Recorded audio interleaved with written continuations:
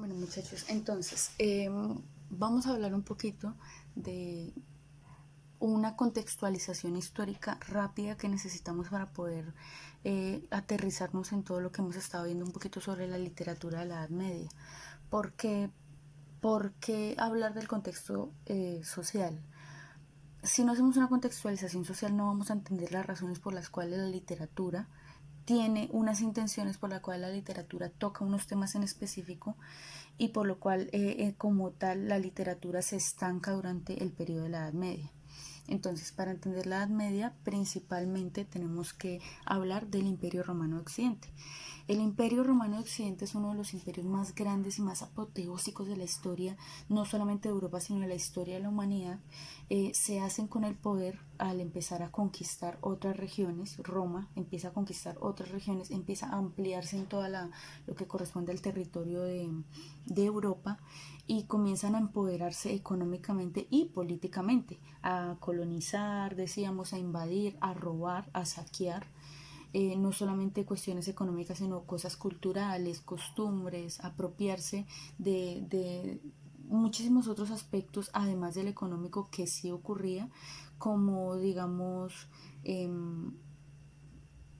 los alimentos, los mercados, las mercancías de los mercaderes y de los comerciantes de la época, las saqueaban y se las llevaban y luego eran los encargados de vendérselas de nuevo a ellos o a muchas otras regiones que las necesitaban. Cuando vencían a los ejércitos se hacían con las armas, con las armaduras y con los elementos bélicos propios de los demás ejércitos, y eso les ayudaba a enriquecer y a fortalecer su propio ejército.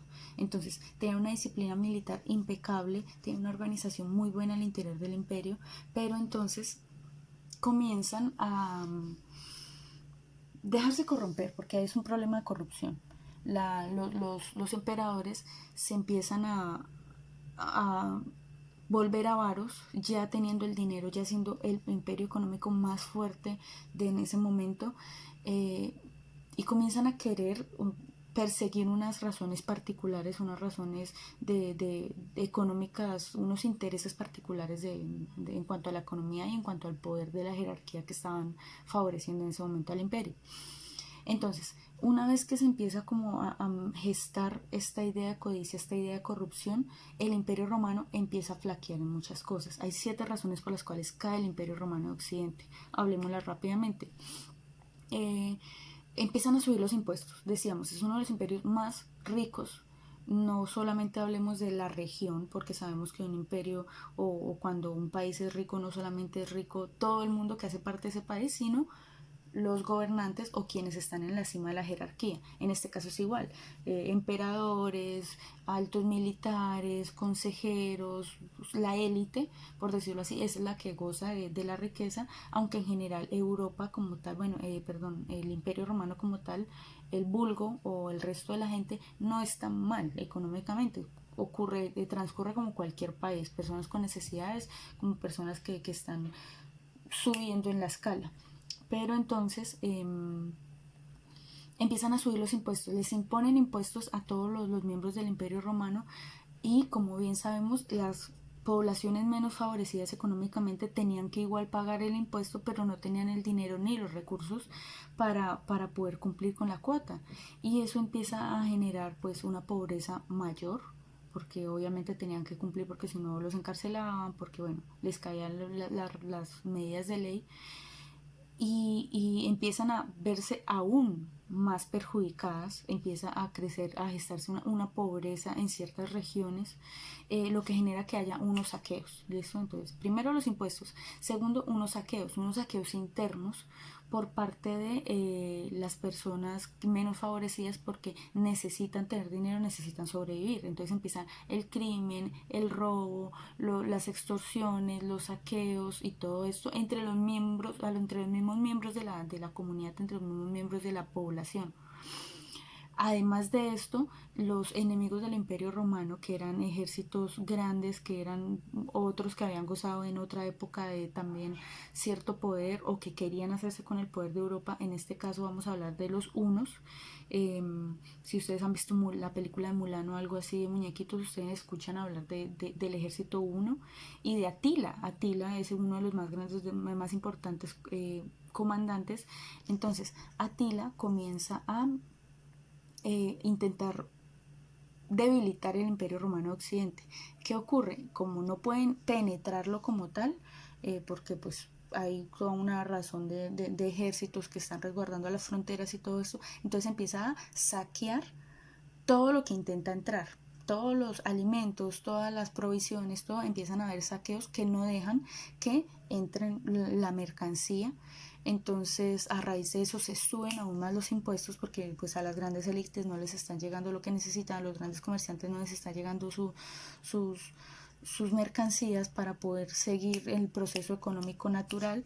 Entonces suben aún más los impuestos, están los saqueos, a partir de eso también algunos militares comienzan a generar unas, ¿cómo se llaman eso? Conspiraciones, unas revueltas internas porque quieren llegar al poder, quieren ascender en el poder. Es decir, son soldados, están acomodados económicamente, pero quieren subir en el poder para verse favorecidos por ser parte de las élites.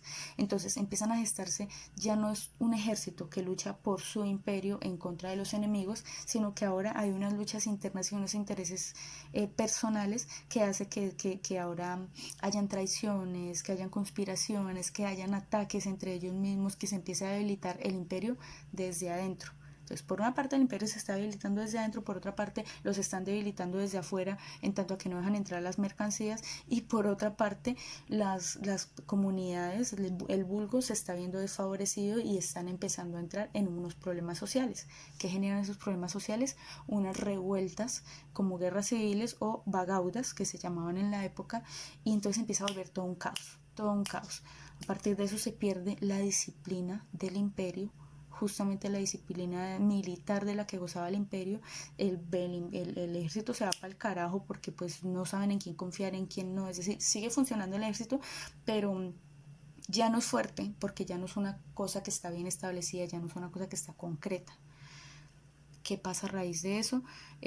Todo se empieza a volver una anarquía, empieza a perderse el orden, la administración o los gobernantes de la época empiezan a perder el control, y tras del hecho, en esa época justamente para la cereza al pastel llega una plaga.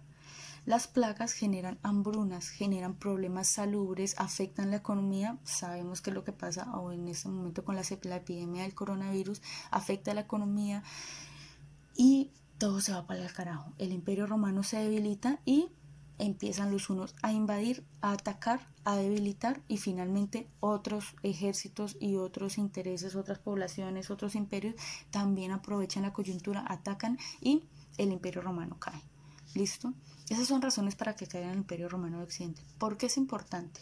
Antes del imperio romano de Occidente se goza de una contextualización cultural y política diferente en Europa. Se establece el Imperio Romano de Occidente, todo empieza a desarrollarse a partir del mandato del Imperio Romano de Occidente, y eso que genera que después de la caída del Imperio Romano de Occidente otra vez se cambia el chip, otra vez empieza a funcionar todo de una forma diferente. ¿Cómo empieza a transcurrir de forma diferente? Pues primero que todo, la caída del Imperio Romano de Occidente marca históricamente el inicio de la Edad Media. Cae el Imperio Romano de Occidente y comienza el feudalismo. El feudalismo va a durar todo lo que dura la Edad Media, y la Edad Media nos va a enmarcar desde la caída del Imperio Romano de Occidente, que fue un cambio brutal para todo lo económico y político de Europa, hasta el descubrimiento de América. Entonces, el feudalismo se da como sistema político, económico y social durante todo lo que corresponde a la Edad Media. ¿Listo? Recordemos que la Edad Media va a por decirlo así, atañir principalmente a todo lo que corresponde a Europa, no a América, porque la Edad Media termina con el descubrimiento de América, es decir, América no le corresponde, por lo menos lo que históricamente se considera como el intervalo de duración de la Edad Media, los años en los que se da la Edad Media y los siglos en los que se da la Edad Media, a América no le toca nada de eso, a nosotros no nos toca nada de eso. Pero entonces, la caída del Imperio Romano de Occidente deja, por una parte, una fuerte crisis económica. Les decía que pues obviamente la caída del imperio, que era quienes gobernaban en esa época, cae, quienes gobernaban económicamente, militarmente, cae, pues eso deja una inestabilidad y un cambio de chip bárbaro para las personas. Entonces está la fuerte crisis económica que se deja, la inestabilidad política y la amenaza bárbara. Los bárbaros o los ejércitos bárbaros son los que quieren empezar a vulnerar a todas las regiones que hacían parte del Imperio Romano de Occidente.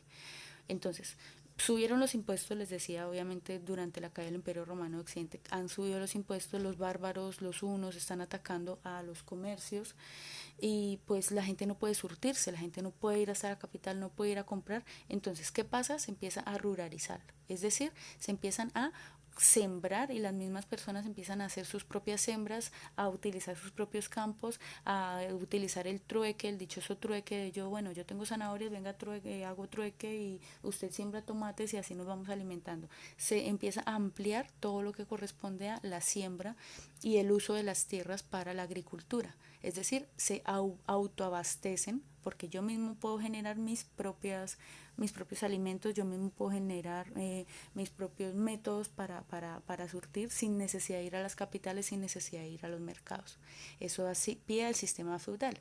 Que ese sistema feudal es esta cosa piramidal que siempre vemos como la escala económica, la escala de jerarquía, donde abajo están los campesinos, luego siguen los nobles o militares, luego sigue el clero, que será todos los que pertenecen a la iglesia, porque eso sí es fundamental decirlo, durante la Edad Media el clero tiene una fuerte influencia en la corona, como lo vemos más abajito, la iglesia se asocia con la corona y empiezan a ejercer el poder. Por eso siempre vemos que en las coronaciones de reyes, de reinas, de princesas y todo esto, siempre está la figura de un obispo, siempre está la figura de un cardenal que es el que le impone la corona, se da la posesión del poder del rey o del príncipe que se convierte en rey o todo esto. Siempre está la figura de Dios, de la iglesia. ¿Por qué? Porque se creía y se basaban en la Biblia, en las escrituras donde dicen que los reyes y los gobernantes son enviados de Dios para poder ejercer su ley en la tierra. Entonces hay una asociación entre corona y entre iglesia, lo que hace que se genere un terror y una persecución religiosa a todo el que no crea en la iglesia católica o cristiana o judio-cristiana. Todo el que crea en otra cosa se le va a empezar a llamar hereje, se le va a empezar a llamar pagano.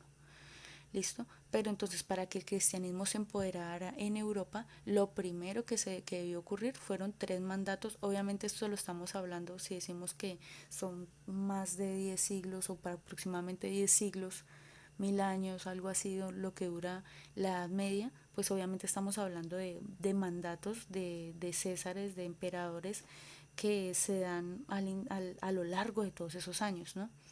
Entonces, Constantino I, con el concilio de Nicea, es decir, con una especie de orden y con un consejo que se empieza a dar entre los cardenales de la época y todo, le otorgan legitimidad al cristianismo. Es decir, el cristianismo entra en Europa, Europa creía en dioses griegos, en dioses greco-romanos como Júpiter, como Marte, como Venus, todos estos dioses. Que son los mismos dioses griegos que nosotros conocemos como Zeus, Afrodita, Ares, pero a pesar de que ellos creen en eso, otorga la legitimidad de que otra religión como el cristianismo entre a Europa y la gente pueda también creer en ella.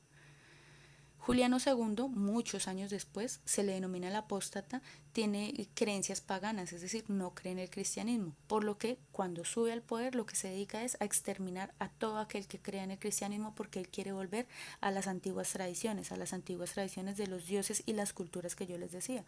¿Por qué? Porque son tradiciones diferentes, creencias diferentes, celebraciones diferentes, festivales diferentes donde obviamente el La cultura griega, la cultura grecorromana cree mucho en el vino, en los banquetes, en las orgías, en festivales elevados a este tipo de dioses que son muy diferentes a todas las creencias del cristianismo. Entonces él, como fiel seguidor de esas creencias, lo que hace es empezar a exterminar. Y no, qué carajos de Constantino I ni que nada, se me van todos los fieles de acá y los empieza a perseguir. Pero más adelante Teodosio I, con otro mandato, por decirlo así, otro decreto conocido como el Edicto de Tesalónica, lo que hace es establecer como tal el cristianismo como religión oficial. Y ahora se voltean las cosas. Es el cristianismo el que persigue a todo el que crea en algo diferente. Ahí empieza lo que se conoce como la Inquisición, la cacería de brujas, etcétera, etcétera. ¿Por qué es importante toda esta contextualización, muchachos? Porque eso es lo que se ve en la literatura de la Edad Media. Todo tiene relación con Dios, todo tiene relación con enaltecer a la corona, con hablar de las cruzadas de los caballeros que servían a los reyes, de los castillos, de los caballeros templarios que eran caballeros que servían a la iglesia y perseguían a todos los que fueran paganos, de hablar de una cultura totalmente llevada hacia el cristianismo, hacia toda la religión judeo-cristiana, hacia todas las creencias. Entonces eso es lo que se ve tanto durante la literatura de la Edad Media, caballeros andantes, bueno, todas las características que ustedes pudieron investigar en su tarea de las características de la Edad Media, de la literatura de la Edad Media, pero todo eso tiene una razón de ser y es esta contextualización histórica que les acabo de hacer.